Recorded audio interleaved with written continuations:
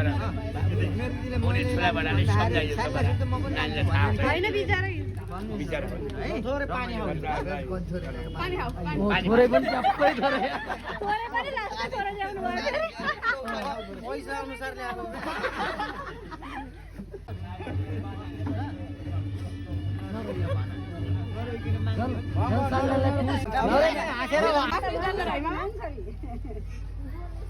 Japanese dollar मागी गर्नुले Japanese dollar हुन्छ Nepali मागेन Nepali dollar त पण्डित बाले दिए जुत्ता बारी गरी अबे नानी रुनी हैन तिमीको अधिकार कुरा रोएर हैन